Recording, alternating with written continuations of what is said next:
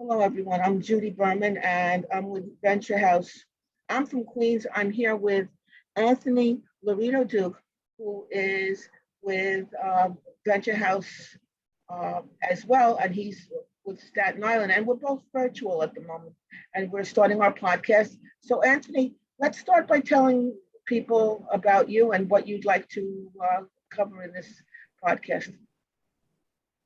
Well, just to briefly discuss a bit about myself, I've been an advocate for many different communities, and I've been an advocate for over 30 years.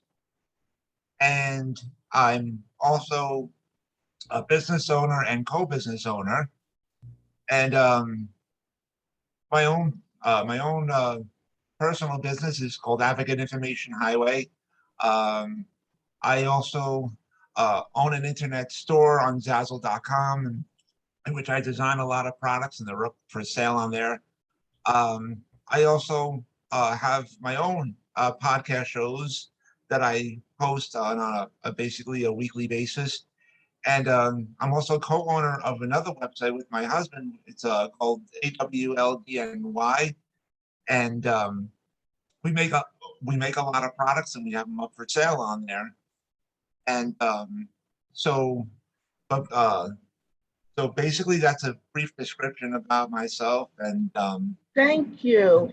And I also want to welcome Liam Berliner, who is also a member of Venture House from Staten Island and also with the Advocacy podcast team. So, Liam, tell us a little bit about yourself in the introduction, and then we're going to bounce back to Anthony Lorito-Duke, who we're interviewing today. Thank you.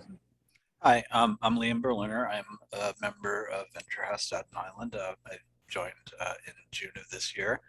I suffer from a couple of mental health conditions, major depressive disorder, recurrent avoidant personality disorder, and a couple of assorted anxiety disorders, including trichotillomania. And yeah, I'm in helping people access resources that are necessary, learning partly from Anthony how to deal with government agencies in order to get policy changes made that have a long-standing impact on our community, reducing stigma, etc. So, yeah. Yes, it's a very good thing to talk about anti-stigma and also about things we'd like to change as far as policies with the government. Liam, I just want you to just very, very briefly tell us what policies in particular, and then we're going to bounce to Anthony. Just things like the police not, having social workers, for example, answer mental health calls rather than armed police officers, for example. Let's see. Mostly things like that, or a very dense language in terms of getting insurance coverage or medications. Thank you. Anthony, at the Venture House Clubhouse in Staten Island, what would you say is the current advocacy issue that you would like to make most known for members and to try and engage people to participate to help have action plan and action steps in advocacy? Well, first of all, I forgot to mention that I am a proud member of Venture House Staten Island, and I am a mental health consumer myself and have been for many years. And one of the things that I've been working to diligently with Venture House Staten Island is I got them connected with the Pride Center of Staten Island, because one of the things that I see that's lacked in many places, especially here on Staten Island, is basically equality and inclusivity, and part of that is about the LGBT community, in which that plays a big part, especially for many years. Men being gay was considered a mental health illness, And that's not the truth. That's not the truth at all. And so that's one of the things that I've been working together with Venture House on, and basically broaden things and to really help it grow. That's one of the things that I've been working with them on.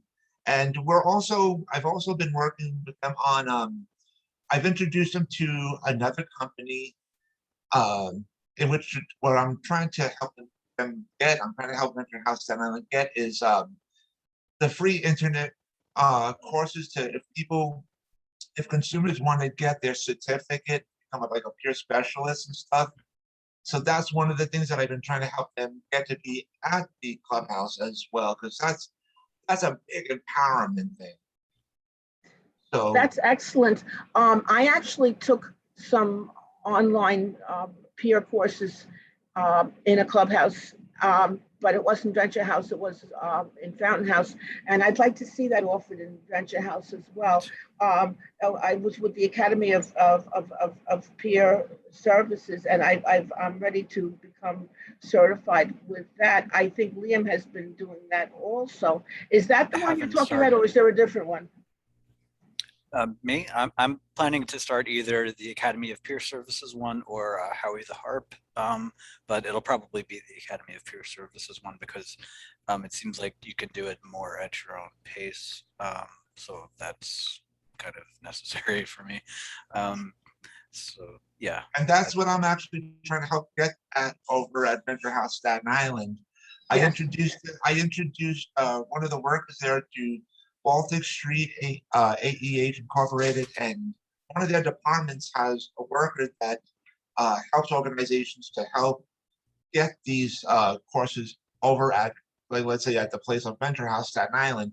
They'll discuss about their computer systems and stuff like that, and you can help them get set up for any consumers that are interested in getting their peer special certificates. I agree. That's a very good idea. I'd like to see that done more. We have the advocacy podcast, and I'd like to see a more a stronger advocacy team and base with both Staten Island and Queens, but maybe unified. And the way it could be unified is virtually, because you can't, unless you're going to take a taxi from one clubhouse to the other one every time you have an advocacy meeting. Yes. Right. And if I may say something briefly to Liam, because I heard you talk about with policing and stuff like that.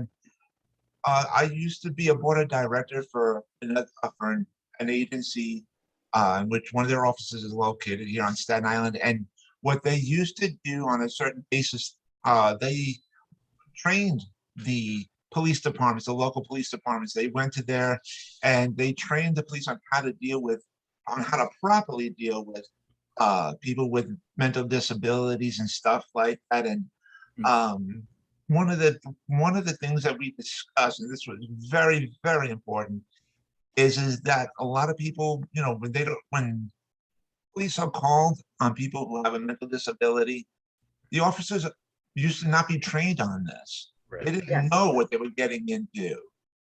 And that's one important factor. The other important factor is that what many family members also have to realize is that, these officers also have families to go home to, and if you have somebody acting out, and let's say they try to attack a police officer, you got to look at it from both sides of the coin. And that's a very difficult thing for people to do. And because people just seem to look at one side of the coin and say, hey, that person has a mental illness. They should have been taken care of better and whatever. And a lot of people don't know the full picture unless if you're there from the very beginning to the very end. And I'm not saying that police officers are completely innocent. Many of them do the wrong things, and they have to be properly trained. Yes, And that's what I that agree. agency did. and keeps doing, to my knowledge. But we have to keep this sort of advocacy going, and that's good for Yes. to also possibly have a venture house too, because this is an important issue. And I'm Well, hoping to work with Liam on this too. If he wants to work De-escalation. together with that, we can discuss about hopefully having that adventure house Staten Island. That would be great. Yes. well, I'd like to see to have, like maybe on Zoom, uh, a presentation or a talk by the community affairs police officers talking to Rancher House members for how members can stay safe if they're approached by police. Because just the same way that police are trained to de-escalate, or they're supposed to be trained to de-escalate, um, There is a way. people, There is yeah, a way because every police department has a community affairs section. Yes. yes, So what they would usually do is through that department, through that section, they would either go to the police departments and do a training over there, or sometimes there might be some officers from that department that would come to the clubhouse. But yes, then on Zoom. again, there's a problem with that because unfortunately you have so many consumers that are afraid of the police. That's true. Well, that's why doing it on Zoom Mm. might be a safer Yeah. thing to I think everyone. so. I think that's a good Because Yeah. you see, what I'm trying to allude to is that, de-escalation is a two-way street.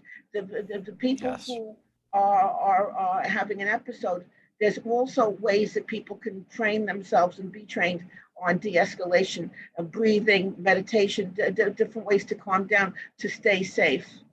Yes. That's a very good idea. Yeah, Yes. I totally agree, Judy, that's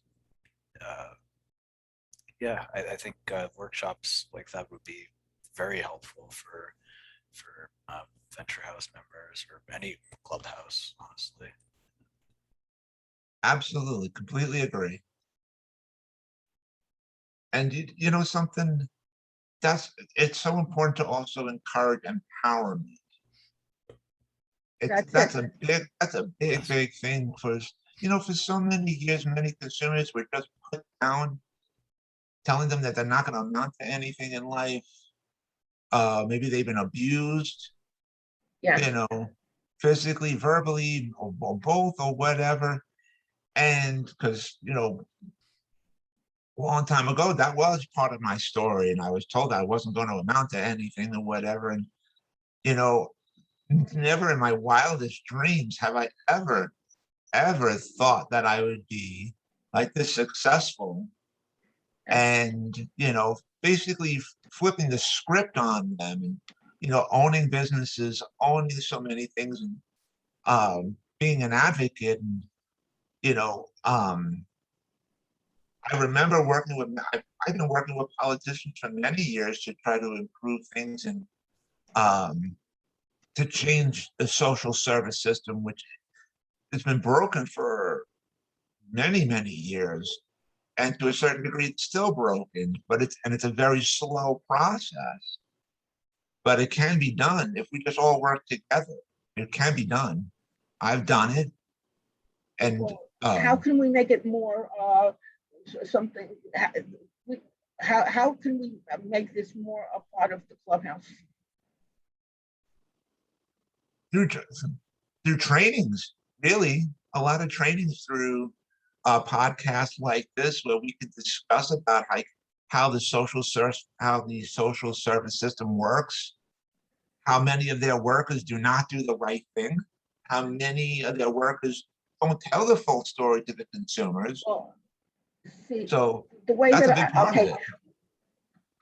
the way that I have visited empowerment is I don't really want to focus so much on what other people don't do, but the way that we can empower ourselves is what is it that we can do, and that's what because we have no control over whether other people are going to do their jobs or not. Right. We could complain about it from today till doomsday, but I think that I'd like to see more ongoing advocacy training Mhm. on Zoom at the clubhouses, both together, Queens and Staten Island. I've tried a few times to have somebody from NAMI come and teach advocacy training. I know it's been done before. I was trained as a NAMI ambassador. If we have this ongoing training, and if we have even maybe come as a group to some of the NAMI meetings on Zoom and have this as an activity ongoing, where because NAMI is constantly having subcommittees doing a lot of work in advocacy. The subcommittees have different tasks, different interests, different things that they work on. And this can be part of what we have as an ongoing committee on an ongoing process at Venture House for helping people keep an awareness of how to get more access to mental health care by keeping people in unison together to have LGBTQ advocacy, because there's strength in numbers for decriminalization, closing of Rikers, getting involvement in a positive way from religious communities, from religious leaders, from places of worship that can also be places that help and are places of comfort for people who in resiliency, and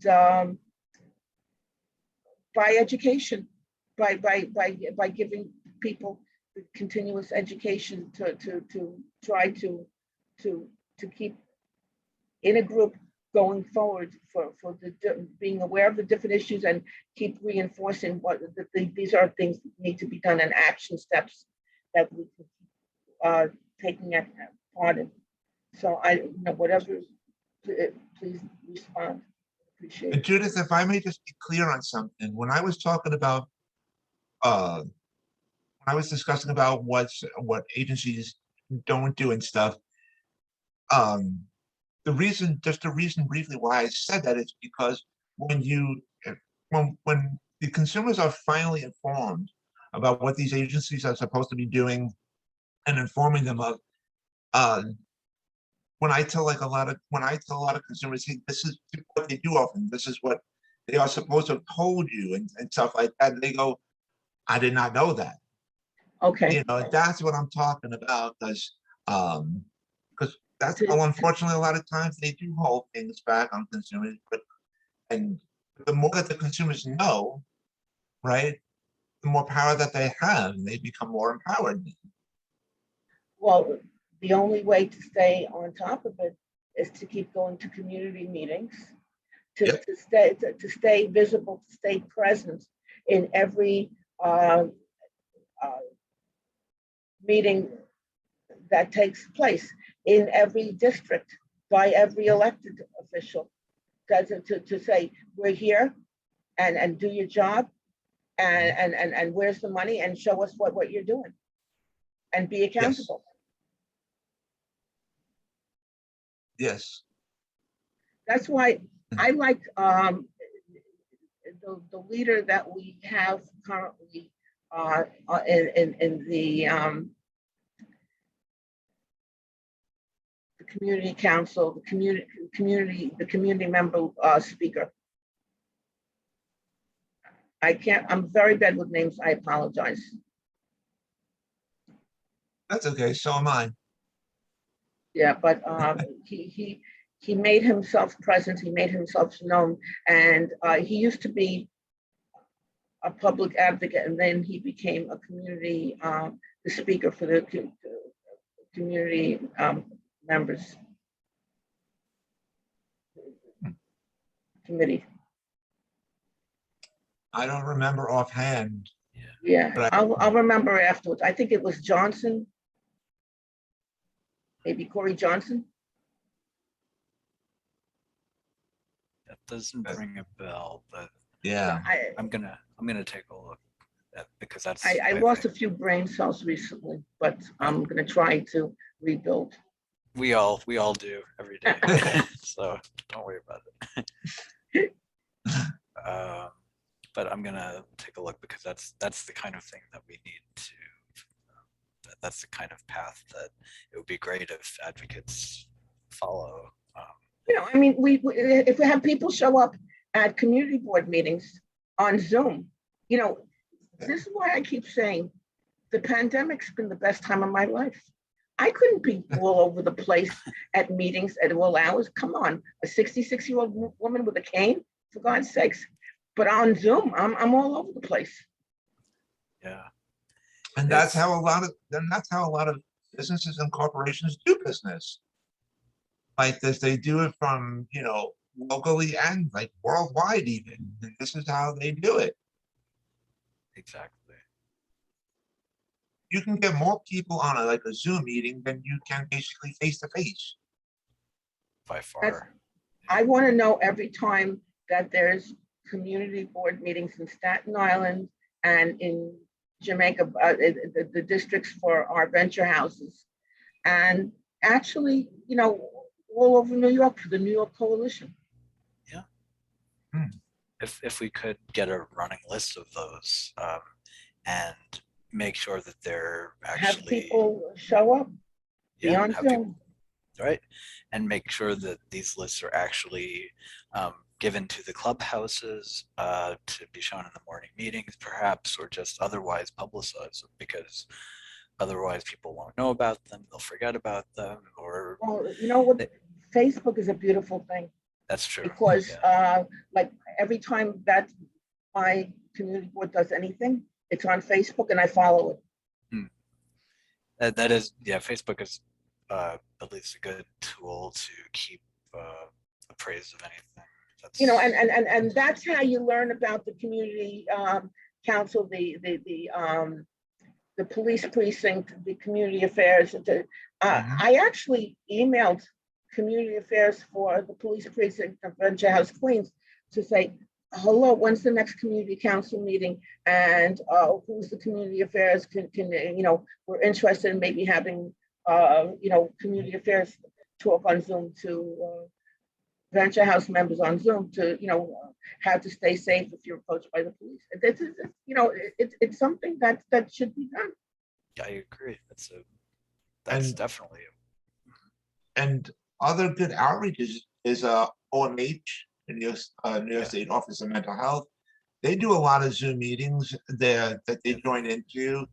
I can give you some of their information if you want to reach out to them. Okay. On Facebook in the Venture House page, it should be posted. It should be, but I don't know what the rules and regulations are for those. Okay, send it to me and I'll try and get it all on, because I'm one of the moderators. Sure. And there's also the Staten Island Mental Health Councils too. Okay. And I know Larry Hockwald is a big part of that. And there's also another woman that also goes to Venture House. She's a part of that too. We could discuss it. Well, this is what I'd like to see at some of our virtual advocacy meetings. And we had an advocacy, it was actually we didn't really have an advocacy meeting per se. Yesterday, Thursday at 2:30, but at the virtual planning meeting, Magdalene told us that, well, there's two separate things. There's advocacy and then there's virtual. But no, you've got to include virtual because, for phone calls and letter writing, that's things that people can do virtually. And you've got to keep everybody involved and in the loop. I fully agree. And so I had to be an advocate for virtual people because, when I went to the international conference, other clubhouses, they said that they didn't eliminate any meetings when they reopened. They just kept a Zoom link for anyone who wanted to keep going virtually. Our clubhouse was the only one, started taking away meetings left and right, hand over fist. I was in tears.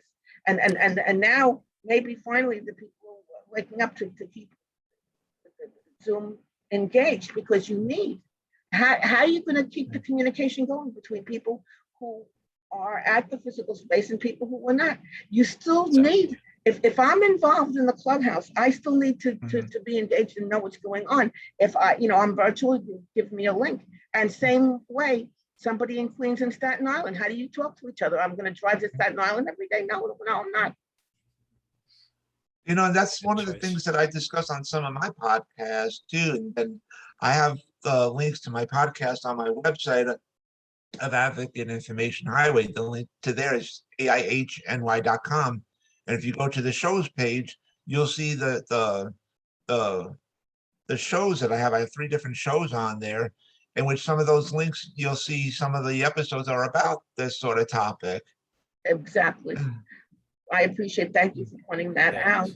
Oh, you're welcome. Thank you. I think that we had people when we reopened said, "Oh well, that's it, no more Zoom. We don't want the computers." But now maybe they're going to start getting computers and buying computers and doing things, because the computers and the Zoom and the virtual is not going away. Right. And that's how you stay connected. That's it. Oh my God! At the conference, we were able to talk to people around the clock, all over the globe. It's great. Yeah, I mean, that's the best demonstration you could have, really. And that's virtual at its best. And you want to keep people connected. You want to get more people involved. This is how have a screen pop up every place you can on all the social media. And you want to know something? A few years ago, I brought this up to a gentleman who works in upstate for, I think it's Niagara. Don't hold me to that exactly. I don't remember exactly which one it is, but I know it's a big event that's held usually once a year, usually upstate, up in Albany. And because for many years, they used to have buses going up to there from each area of New York, and they even used to offer people to if they wanted to go, stay overnight in a hotel room and whatever. And people used to have raffles, who can win a spot on the bus or whatever.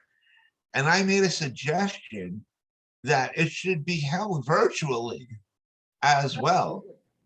And let me tell you something, they hated that idea. I mean, they verbally attacked me for just even mentioning that.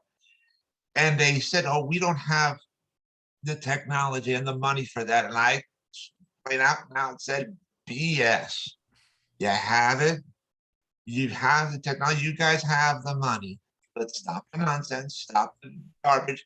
Because this way it can help people. I said, you can actually have both. For those that do want to go up to be in person, fine. But what about for those who can't make it up to their evening? There's Who a lot want to to be done attend these virtually. events or whatever? And then after mentioning all this and catching a lot of heat for it, a few years later, what do you think they end up doing? They have it now virtually. Well, members, we're going to be running out of time soon, so I want to close the video in a graceful manner. And I do want to thank you. We're definitely going to resume and continue this. And what I do want to say about what you're saying about the computers, it opens doors for jobs. I mean, if E&E is a big thing, it's a big in part of the clubhouse, the work order day, and everything else. And with computer skills, you have more jobs that can come to you and that you can go to. So Anymore. I want to thank you. I want to wish you both a great weekend. If you ever want to talk to me, you can email me and I can set up a Zoom spur of the moment. I have my private Zoom room. It's always the same meeting ID and link. I just have to open it up and I can do it anytime that we want on an on request basis. So I want to thank you, and it's very good to know you, and be well, be safe, and we're going to definitely continue this. I want to thank you so much. Thank you guys so much for having me on this. It was a pleasure, and we'll definitely do this again. We're going to do it again for sure. Thank you. Thank you guys.